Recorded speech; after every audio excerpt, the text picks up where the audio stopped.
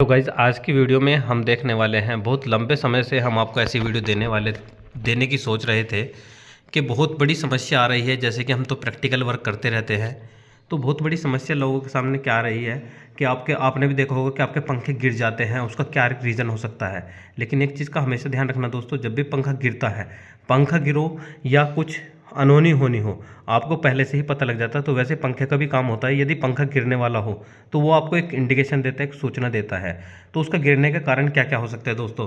देखिए, आपका जो यहाँ से आप नट बोल्ट देख रहे हैं, यदि ये बोल्ट आपका ढीला हो, ठीक है, उसके कारण यहाँ से अगर कुछ भी स्क्रू ना हो तो उसके कारण डिबली आपकी उतर जाएगी।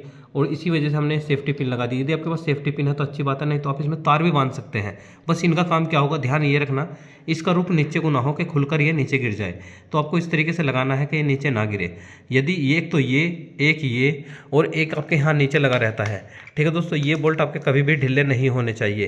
क्या नहीं होने चाहिए? ढीले नहीं होने चाहिए। उसका रीज़न क्या है, यदि पंखा आपका इस तरीके से, आप हमेशा देख सकते हैं, यदि पंखे में कोई कटपट की आवाज़ आ रही है या इस तरीके से आप देखते हैं, तो यदि पंखे में कोई भी चाल बन रही है, तो पंखे में पहली बात तो किसी भी तरीके का यदि आप ऑन करते हैं तो कोई झटका बन रहा है, तो सबसे पहले आपको उसको बंद करना होगा।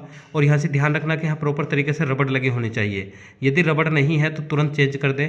यदि पंखे में कोई भी समस्या दिखाई दे रही है, तुरंत इलेक्ट्रीशियन से बात करें।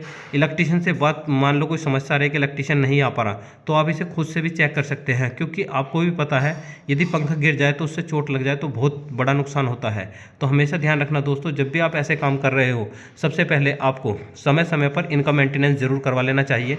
यदि आपको कोई भी समस्या दिखाई दे रही तो इलेक्ट्रीशियन से बात करें। उसके बाद जैसे सेफ्टी पिन लगना बहुत ज़रूरी है। सेफ्टी पिन नहीं मिल पा रहा है, मान लो कोई आपके पास ऐसा स्क्रू नहीं है, डिबली को लॉक कर दे। डिबली जो लॉक होती है किस तरीके से होती है, डबल डिबली लगाकर आप इसे लॉक कर सकते हो। अभी बहुत बड़ी समस्या यही आ रही है पंखा गिरने की। मोस्टली पंखे आपके यहाँ से गिरते हैं, या आप फास्टनर से लगा लेते हैं तो फास्टनर से गिरते हैं। किस तरीके से, देखिए, आपके ये जो होते हैं, इसे पहले सबसे पहले आप अच्छे तरीके से ढीला करके आप ऊपर इसे टाइट कर दो। ठीक है, आप इस तरीके से टाइट कर देते हो, ये आपने इसको कर दिया यहाँ से टाइट। उसके बाद आप देखते हैं नीचे वाला, ठीक है, अब इसे भी आप ओपन करोगे, उसे आप हल्का सा ऊपर करोगे इस तरीके से। उसके बाद आप देख सकते हो ये जो स्क्रू है, यहाँ भी अच्छे तरीके से आपको टाइट करना होता है। यहाँ से कनेक्शन प्रॉपर तरीके से करने होते हैं, ठीक है। कनेक्शन को भी प्रॉपर आपको ध्यान रखना होगा कि कनेक्शन किस तरीके से करने हैं। इसे भी हमने अच्छे तरीके से टाइट कर दिया। अब इसे हम चलाकर देखेंगे, इसमें यदि कोई भी झटका महसूस होता है तो फिर से हमें इसे बंद करना होगा और फिर देखेंगे क्या समस्या है। जैसे कि देखो, हमने स्विच ऑन किया तो आप देख रहे हैं कि पंखे में किसी प्रकार का कोई भी बैलेंस नहीं है। प्रॉपर तरीके से स्विच ऑन करते ही बिल्कुल कोई भी झटका महसूस नहीं हो रहा। यदि पंखे में कोई भी झटका महसूस होता है तो तुरंत आपको चेक करना है। खुद से चेक करो, किसी से चेक कराओ, जिम्मेदारी देखो आपकी है। आपको हवा की आवाज़ आ रही होगी, ठीक है, हो सकता है मेरी आवाज़ कम हो और हवा की ज़्यादा आ रही हो, तो इस तरीके से हवा भी देगा।